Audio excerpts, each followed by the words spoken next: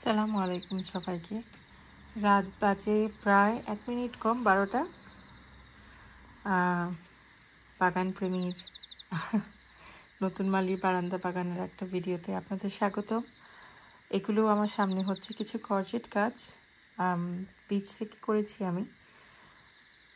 Round যে কর্জেটটা ওইটা আমার কাছে কিছু বীজ ছিল, সেটা থেকে আমি করেছি। গাছগুলো ভীষণ লেগি হয়ে গেছে। আমার বসার ঘরেই গাছগুলো সবসময় ছিল, জার্মিনেট করে পটে দেওয়ার পর থেকে।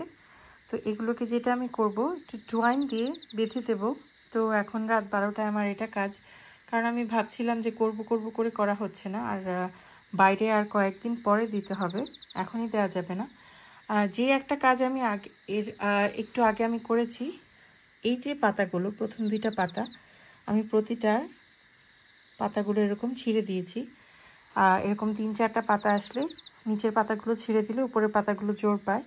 এটা আমি আমাদের একটা বাগানি গ্রুপ আছে, বাংলাদেশি গার্ডেনার্স সোসাইটি ইউকে, ওইখানে আমি অনেকের কাছ থেকে এটা শিখেছি আসলে। ওই গ্রুপটাতে আসলে খুবই উপকারী, আমি খুবই উপকার পাই গ্রুপটাতে, অনেক কিছু শেখা যায়। তো এখন এই কাজগুলো করব। আরও কিছু চারা আছে এখানে, আমার নাগামরিচের 2টা চারা, যেটা আমি অনলাইন ইবে থেকে কিনেছিলাম এক বাংলাদেশি বড় ভাই, ওনার ইউটিউব চ্যানেল দেখে। মাশাআল্লাহ খুব সুন্দর সতেজ রয়েছে, একটা কালো নাগা আর একটা দেশি ঝাল নাগা। এখানে 2টা নাগামরিচের চারা আছে, এটা আমার একজন আপু, নেইবার আপু, উনি আমাকে দিয়েছেন, বাংলাদেশি আপু। ওনার কাছ থেকে আসলে প্রথম চারা পেয়ে প্রথম আমার নাগামরিচের সফরটা শুরু, আর আমার আসলে ইউটিউবের চ্যানেলও শুরু। তো থ্যাংক ইউ আপুকে আরেকবার, যদি আপু ভিডিওটা দেখেন। আমি সিমের চারা বেশ কয়েকটাই করেছিলাম, মেনলি আসলে মার জন্য করেছিলাম, আমার জন্য করিনি।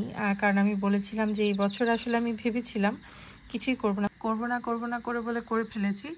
মা দেশে ছিলেন, নানুর অসুস্থতার কারণে মা গিয়েছিলেন নানুর দেখাশোনা করতে।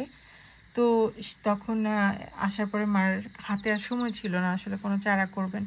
তো মা কিছু টিস্যু পেপারে করে ওভেনের উপরে করে যে বীজ জার্মিনেট করানো ওইভাবে করিয়ে দিয়েছিলেন আমাকে।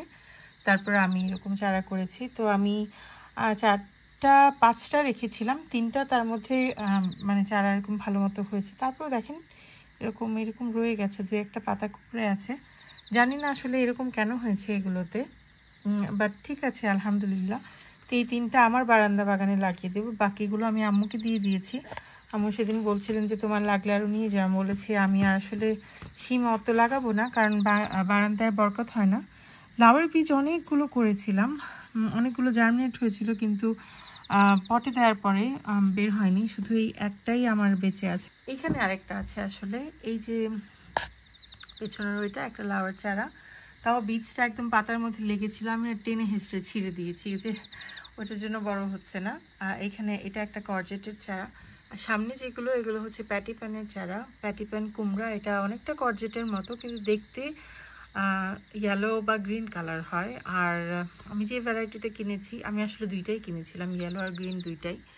পাতা সব কিছু দেখতে একদম কর্জেটের চারার মতো, কিন্তু কুমড়াগুলো দেখতে না অনেকটা কিভাবে আমাদের দেশে যে আমরা তেলের পিঠা খাই, তেলের পিঠা কি সুন্দর গোল হয়, কিন্তু সাইডগুলো একটু কোকড়ানো হয় ওরকম। আবার স্পেসশিপ বলতে পারেন, স্পেসশিপের মতো হয় অনেকটা। এটা একটা আসলে খুবই এক্সাম্পলটা দেওয়া খুবই মানে আমি ট্রাই করবো একটা ছবি আসলে ইন্টারনেট থেকে বের করে এটার সাথে শেয়ার করতে, দেখতে খুবই ভালো লাগে। সেই সুবাদে আমার এই বীজগুলো কেনা হয়েছিল। গতবার ট্রাই করেছি, আসলে হয়নি, এবার আবার ট্রাই করছি, দেখা যাক। আসলে বারান্দা বাগানে আমার ওইভাবে তেমন আলো আসে না, রোদের আলোটা তেমন পাওয়া যায় না। সামনের দিকে শিমের গাছ, লাউয়ের গাছ লাগিয়ে দিলে তো পেছনের চারাগুলো আরও বেশি কোনো আলোই পায় না। সো সেই সুবাদে বেশি একটা ভালো হয়নি গত বছর। এবছর আবার ট্রাই করছি, ইনশাল্লাহ দেখা যাক কি হয়। এগুলোকেও আমি এরকম স্টিকের সাথে টুয়াইন দিয়ে বেঁধে দেবো, তাহলে লম্বা সুঠাম হয়ে দাঁড়িয়ে থাকবে। আর এগুলো তো আমার আমেরিকান বিনসের চারা, জুনায়েদ ভাইয়ের দেয়া। 5টা জার্মিনেট করেছিলাম, 5টাই হয়েছে। ওনার যেই কর্জেটের চারা, উনিও আমাকে কর্জেটের বীজ দিয়েছিলেন, গোল যেই কর্জেট সেটার, ওইটার বীজ আসলে 3টা শুধু জার্মিনেট হয়েছিল সবগুলোই, মাটিতে দেওয়ার পর 2টা কি 3টা সারভাইভ করেছে। আর এটা হচ্ছে আমার রান্নাঘরের উইন্ডোসিল, এখানে রয়েছে আমার বেশ কয়েকটা শসা বা ক্ষীরার চারা।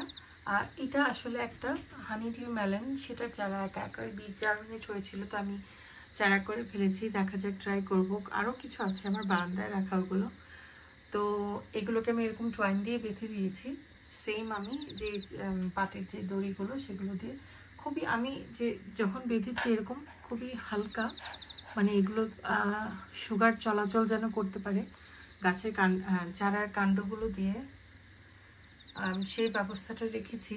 তো এগুলো আসলে আমার কিছু হচ্ছে আমার দেশি ক্ষীরা আছে এখানে, দেশি ক্ষীরা না, শসা যেটা আসলে লম্বাটা, আর কিছু হচ্ছে, বেশিরভাগই হচ্ছে বিদেশি। তো দুইটার বীজ আমি একসাথে জার্মিনেট করিয়েছিলাম। চারাগুলো একদম সময়ের অভাবে এলোমেলোভাবে লাগিয়ে দিয়েছিলাম, এক একটা, দুইটা, তিনটা করে। তো আসলে বুঝতে পারিনি। যখন আমি চারাগুলো লাগাবো আমি আপনাদের সাথে শেয়ার করবো। একটু আগে যে বলছিলাম, এই দুইটা পাতা তো আমি ছিঁড়ে দিয়েছি, এবং আমি যেটা করব, যখন চারাগুলো লাগাবো মনে হচ্ছে চারাগুলো অনেক লেগি হয়ে গেছে। আর দেখায় যদি দেখেন, এই যে দেখেন শেকড়ের মতো ছোট, দেখেন এই যে কাটা কাটা ছোট ছোট শেকড়ের মতো বের হচ্ছে। আসলে শসা, ক্ষীরা, করজেট, লাউ, মিষ্টি কুমড়া, টমেটো, বেগুন, এই জাতীয় কিছু কিছু গাছ আছে যেগুলো আমরা যখন আমরা মাটিতে ট্রান্সফার করি ছোট পট থেকে চারা করার পর, তখন আমরা যদি এই কাণ্ডটা মাটির নিচে দিয়ে দেই, গাছটা পচে যায় না, চারাটা পচে না।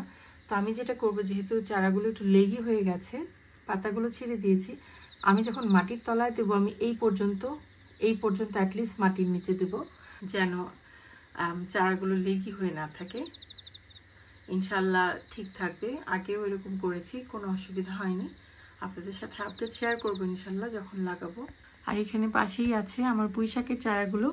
গতবার যখন আমি হারভেস্ট করেছিলাম, এরপর 2 দিন আগে আমি আবার কিছু হারভেস্ট করেছি, সেটার ভিডিও আর আসলে করা হয়নি। আমার আপুকে, বড় আপুকে দিয়েছি হারভেস্ট করে।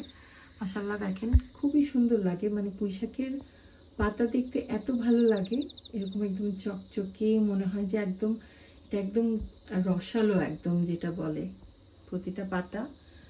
সেদিন পানি দিয়ে দিয়েছি আমি, হচ্ছে সিউইড লিকুইডটা দিয়ে পানি দিই, তারপর অনেক সময় টমেটো ফিড দিই মাঝে মধ্যে, আর বেশিরভাগই সিউইড, আর এরপরের বার চাল ধোয়া পানি বা ডাল ধোয়া পানি সেটা দিই, খুব সুন্দর করে হয় মাশাআল্লাহ।